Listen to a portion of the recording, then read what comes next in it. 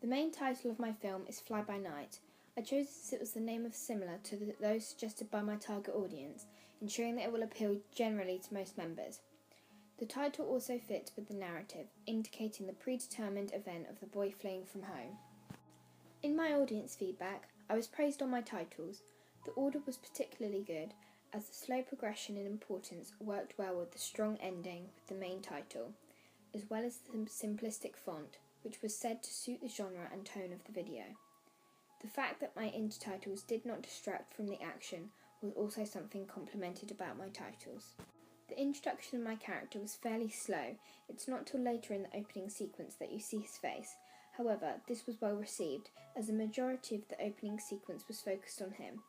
The lack of connection between the character made the audience analyse as much as they could about the character to gauge him, such as his outfit, music choice and location, which is the purpose of a social realism film.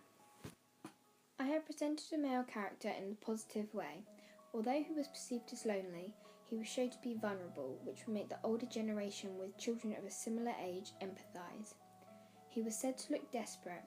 This was achieved through the cinematography, as the protagonist is the main focus of the shot, which included long shots to empathise with his desolate surroundings, as well as the close-ups to allow connection with the character, as well as the way of capturing his emotions.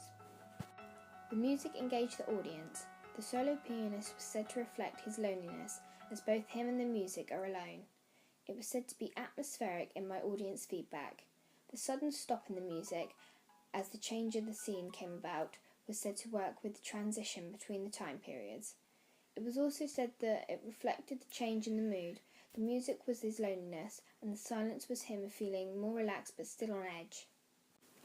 My target audience is amongst the socio-economic groups of B, C1 and C2, and therefore members have a good educational background and like to keep their mind active. Therefore my film with the difficult themes such as abuse and domestic violence challenge the audience mentally. There may be many reasons for watching social realism films.